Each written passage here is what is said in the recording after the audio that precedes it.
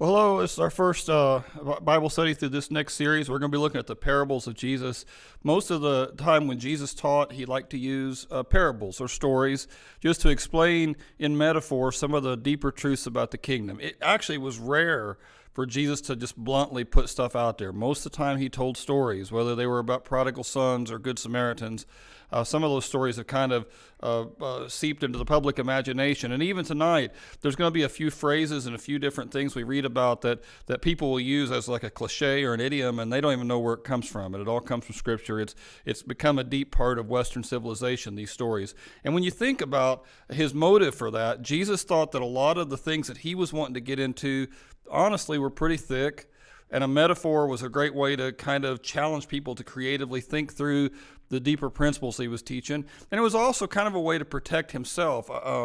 People were looking for a reason to argue. So rather than give a straightforward answer that people could start parsing and try to tear apart, he just told stories and challenged people to think through those stories and to think about what it was that these deeper truths he was into. And so we didn't pick them any certain way, just some of our favorite parables, some of our favorite stories, and tried to I guess, tilt more towards the stories that are more well-known or a little bit more famous. This story tonight out of Matthew chapter 5 is talking eventually about a wise and a foolish builder.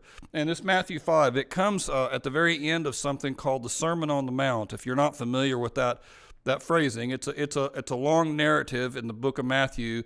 Jesus teaches one lesson. It goes from Matthew 5, where he starts with the Beatitudes, talking about blessed are those who are pure in heart, or blessed are those who mourn, or who are meek, and that they're going to be rewarded one day. And it eventually ends with this section we're talking about today. And he's going to toss out several little stories, ending with the story about a wise builder who builds his house on the rock and a foolish builder who builds on the sand.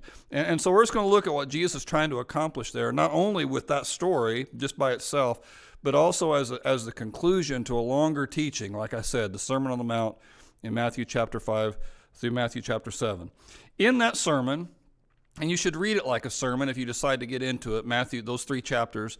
In that sermon, Jesus is teaching about a new way to live, a kingdom-centered way to live. And it doesn't really depend on religion or religious systems or on man's approval like most religions do. In fact, Jesus says, if you want to pray, I'd prefer you do it secret. And if you want to pray, I'd prefer you not use a lot of words. I'd prefer you keep it kind of simple. And if you want to fast, that's awesome, but I think you need to fast more quietly or people don't even know you're fasting. And it wasn't done for the approval of people, but the approval of God. It does talk about in the sermon what you do and how the stuff that you do, that it's important. But Jesus says, I'm not really after you doing right things. I'm after you being the right kind of person. He's talking about a kingdom life where God's Spirit kind of attaches itself to us, and we actually start thinking different than other people.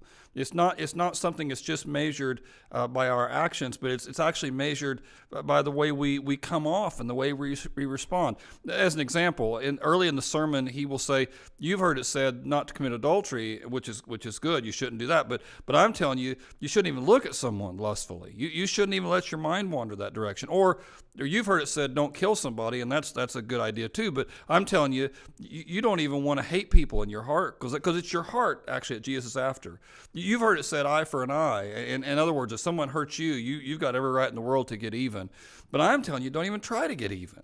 And just forgive them. And if they hit you on one side, give them the other side. I mean, you're bigger than that. And some of the same lessons that we talk about as cornerstone lessons here in our teaching every week. You know, that there's a different way to live, and that the way that so many people try to set forth, here's what a good person is, Jesus goes much deeper than that. That maybe we don't totally have it in us to be good all the time. And that we've got to tie ourselves to God who can make us become the kind of person that he wants us to be. And that it's a hard road. And actually, all of Matthew 5, 6, and 7 is talking about those kinds of things. And then at the end of it, he starts, as his conclusion, his big finish for the sermon, he starts talking real specifically about these 2 ways to live.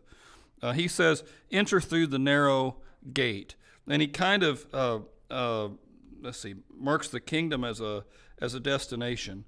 And I think that's an interesting way to think about it. I heard a sermon by Andy Stanley not too long ago where he talked about when you go on a long trip, you'll either take a map with you or you'll use your phone for a map. If I tell you to go to Sycamore Street in Fort Wayne, and you've never been there, if I tell you to go to Oak Street in Savannah, Georgia, and you've never been there, you'll get a map out either on your phone or get a map, and you'll use that to try to figure out where you're going to go. You don't know how to get there, but somebody does, and you'll follow their path.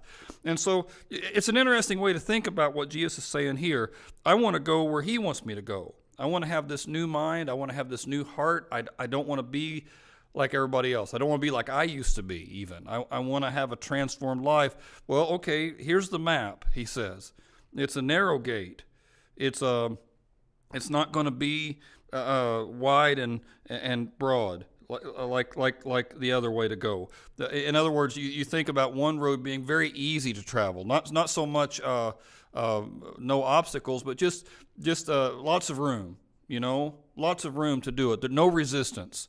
And really, resistance is kind of the idea that he's after here. When he uses the word small here later, the Greek word for that is a word that's normally used for persecution. When you make the decision to go this direction, you're going to get bumped occasionally. You're going to get some elbows thrown. Every once in a while, as you're trying to follow this direction, you're going to feel like you're the only one going that direction, and everybody else is going the other way. And it's hard. But these two paths, and there's only two paths that we can go, they're going someplace. And if you want to go to life, then you need to follow the map that Jesus has laid out. In the Andy Stanley sermon I was talking about, he said that when you're in high school, the idea of setting goals is actually kind of thrust upon you, and you don't have to think about it very much. When you're in high school, well, this is the next class, and this is the next grade, and this is the next thing that you have to do to graduate. When you're in high school, if you're on the JV, well, then this is what you got to do to go to varsity, and so it's all laid out for you, and you know the steps that you need to take. If I'm a B student, I don't want to be an A student, then here's how you have to do it. If I want to in high school be in this sport or in this activity, or if I want to get to know these people, then the goals are kind of almost set out for us. But when we become an adult, a lot of times that doesn't happen. And our whole goal just becomes going to work and paying the bills and getting up and going to work and paying the bills and doing that over and over and over and over again. And you don't really set any goals. You just sort of keep wandering forward. And this is what this whole section's talking about. You need to make a decision, Jesus says, where you want to go. You need to make a decision about what kind of life you want to lead and where you want to end up. Because if you just rely on coasting, you're going to go the wrong direction, because all the current is headed towards destruction. And the destruction there is a big word. It's more than just losing some finances or losing your life. It's eternity he's talking about. He goes on. He says, and watch out for false prophets. Okay, keeping that metaphor of walking down the road, right? I'm trying to get to someplace I've never been, and I'm trying to follow the map. He says you're going to have some people come along who's going to tell you, well, here's what you need to do. If you want to get to that place, you need to go this other direction. And they're going to tell you things Jesus says that I don't say, and they're going to take my words and they're going to twist them, or they're going to take God's teaching and they're going to twist it, and you need to watch out, he says, for that. He says they'll come to you in sheep's clothing, but inwardly they're like ferocious wolves. And that idea of a wolf in sheep's clothing, that all comes from this verse here. Jesus was the first one to coin that kind of an idea. And he says, you watch out. They'll look innocent like a sheep. They'll look innocent. They'll look like somebody maybe you could trust or that wouldn't do you any harm, but they're going to take you a wrong direction. And you need to be careful about people like that. There's a notion here, too, that people constantly are tempted to twist the story. They're constantly tempted to twist what's up and what's down and not give you completely the full deal. In the last elections, we heard about fake news, but we all encounter fake news all the time. One person has a pretend aura or a pretend person they are when they're online or when they're at work or they're with their friends. They're a whole different person than they are when they're with somebody else. Another person might keep secrets. They just don't reveal everything about themselves. And maybe some of that stuff doesn't even come out until they die. And then all of a sudden, the grieving widow or the children hear about this other side of somebody, and they had no idea that they were like that. Sometimes it comes because we put trust in people because this is my friend, or they look attractive, or this is somebody important, and you give them a lot of trust, and they just don't deserve it. Several years ago, a famous actor and his famous actress wife got divorced, and then it came out that the famous actor had had an affair with another actress who was also famous. And so you had this triangle, the man and his wife who were both impossibly good looking and wealthy, and then this other woman came in, and she's also impossibly good looking and people would say, well, I'm on team this person, I think she's probably the right one, or I'm on team this person. And I had a conversation with several different people who cared about this, because it was a big deal there for a little while, this whole thing. And somebody said to me, well, I'm on their team. They just seem like the right sort of person to me. They just seem like an honest person. And I remember, these are all actors and actresses. They're paid to present a story to you that's not true, and they've become rich and famous because they're better at it than anybody else. And yet people would say, no, I'm sure they're telling the truth, because I look at them and there's somebody that I can trust. And it's just crazy. We put our trust in people sometimes for all sorts of reasons that have nothing to do with whether they're worthy of it. And that's what Jesus is warning us about. Because again, this destination we're going to, remember in that first slide, destruction is the cost of getting this wrong. We don't want to get it wrong.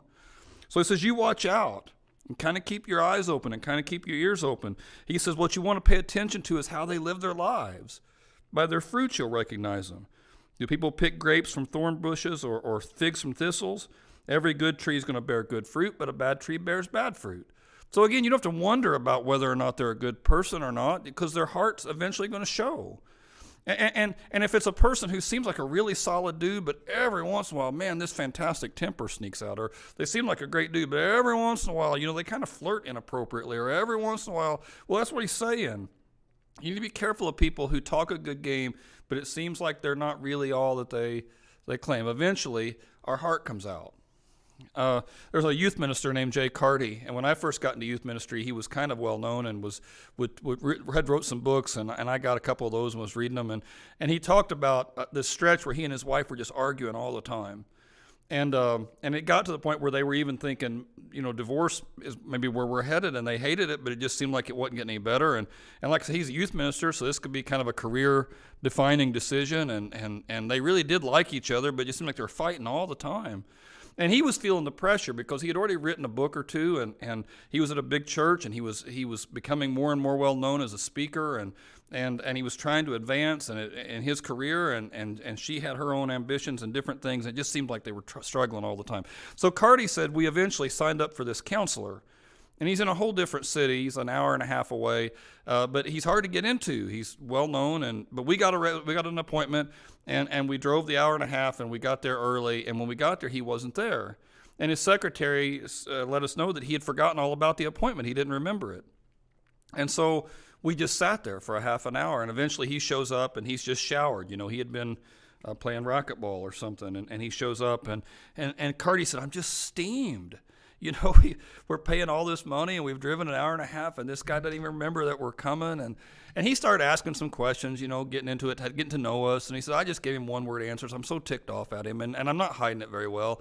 And he's picking up on that, because he's a professional psychologist. And so he starts asking some questions about my temper, and is that something that comes on all the time? And the more he's asking me these questions, I'm just getting more and more ticked off. Who do you think you are?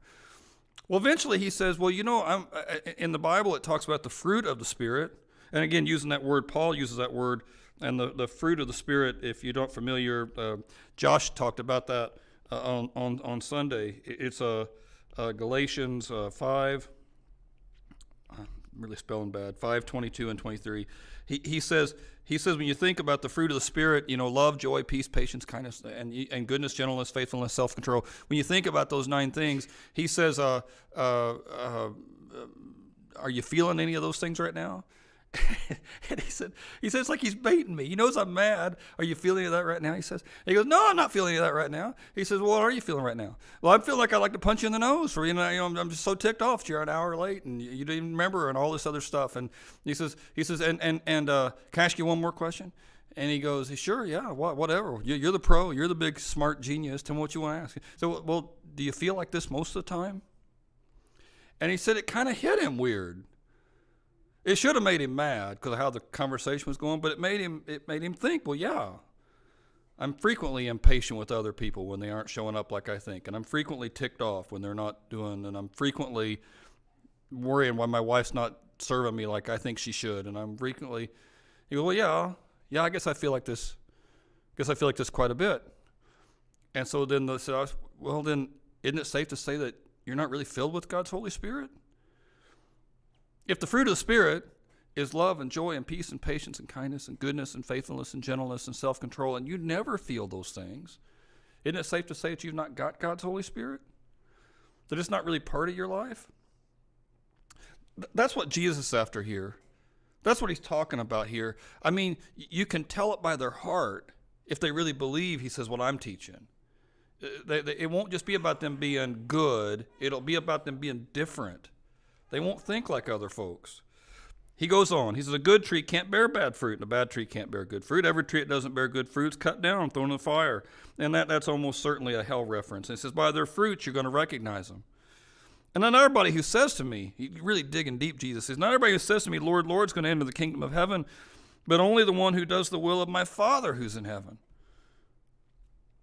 Many will say to me on that day, Lord, Lord, did we not prophesy in your name, and in your name drive out demons, and in your name perform many miracles? And I will tell them plainly, I never knew you.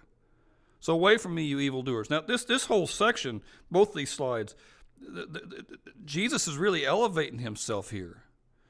I mean, they're going to come to me and ask permission to get into heaven one day, Jesus says. And when he teaches this, remember, this is in Matthew chapter 7, just really early in his ministry. He's an unknown preacher just getting started. And he says, I'm not just some guy out here talking. I'm not just some dude with a new idea. I mean, he says, not everybody who comes to me and asks to get into the kingdom of heaven is going to get into the kingdom of heaven. I mean, he's immediately, almost at the very beginning of his ministry, claiming to be somebody completely different. And stuff like this is why the argument, well, Jesus, I think he was just a good teacher, is just nuts. Good teachers don't say stuff like this. I wouldn't say something like this. You know, one day when you die and it's time to go to heaven, I'll decide whether or not you get in. I would never say that. I mean, and you'd laugh me out of town if I did say it. I mean, it's a crazy, arrogant thing to say, unless you really are the Christ, unless you really are the Messiah. And so he's equating the will of my Father in heaven with what he wants to do. He's saying whatever I'm telling you is exactly what God's telling you. We're saying the same thing, which at the very least is saying I'm really in sync with God. At the very least it's saying that. And at the very most, it's one of the earliest points in the Bible where he says, I am God.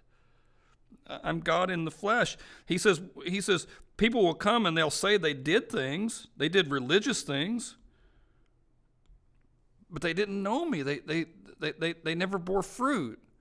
They never had love or joy or peace or patience or kindness or goodness or faithfulness or gentleness or self-control. They never let it sink into their heart. And I'm going to tell them I didn't know them.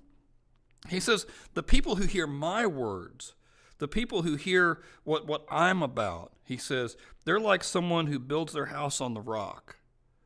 I mean, in that area, it's a desert area that they dig away the sand and the light stuff on the top, and they get to something hard, and that's where they start their foundation. We still use those principles in construction today. You put a concrete footer, something really hard and solid around the edge of the house that you're building, or the edge of the barn or the shop or the building that you're putting up. You want something deep, and the bigger the building, the deeper and more intense that footer is going to be, because you want it to be on the rock. You want it to be really hard because the storms are coming. It says the rain comes down and the streams rose and the winds blew and beat against the house, but it won't fall. It's got a foundation on the rock. I mean, it won't fall down. He says, but the people who hear these words of mine, but they don't put them into practice. They hear what I'm saying, but they don't do it. They don't apply it. They don't come on and be my disciple, he says. They're like a foolish man who builds their house on the sand. Same things happen to the foolish man that happened to the wise man. Rain comes and the streams rise and the winds blow and they beat against the house, but the house isn't going to last. Jesus says in another place, in this world you're going to have trouble. Nobody escapes that. He says that in John 16:33. In this life you're going to have trouble. In this life you're going to have hard times. There's no getting around it. And nobody gets to escape it. Not even the beautiful people, not even the rich people, not even the talented people. Sooner or later, trouble finds every one of us. And even if it didn't, even if somehow you just led a charmed life from beginning to end, you still got to face that moment when you breathe your last breath. Nobody gets to escape that. Sooner or later, the storms come for all of us. Jesus says the difference is that some people follow my words, and when the storms hit them, they don't fold. And that's a pretty powerful promise. That's a pretty powerful promise. That's about becoming a different sort of person, a different sort of human being. And that promise is given to anybody. I mean, that's someplace that I want to go, you know? I mean, that's someplace I want to be. That when the storms hit me, like they're going to, that I don't dissolve into this little puddle of tears every time something goes wrong. That I don't base my whole life on my financial portfolio or how well my hair's holding up or whether my card looks better than the guy beside me. I don't base my whole self-worth, on whether my kid makes varsity or whether people applaud when I come into the room. That my heart and my life are made of stronger and better stuff than that. That I can live with my wife and my kids and my neighbors and my friends, and that they can see that I've got something else going on. I've got access to a power that so many people don't have access to. And the love and the joy and the peace and the power that spring out of that, people see it. And I don't have to command them. I don't have to tell them to do things. They'll just see it. I won't have to pretend to be righteous so they know. They'll just know. And my righteousness in those kinds of moments won't be based upon the fact that I don't smoke or drink or look at bad magazines, but my righteousness will come because my mind is thinking higher thoughts. And that's where I want to go. And honestly, that's where I want to challenge you to go. And that's where all this parable from Jesus is pushing us today. And that's the lesson of the first lessons on parables. And I hope you come back for the rest of the series.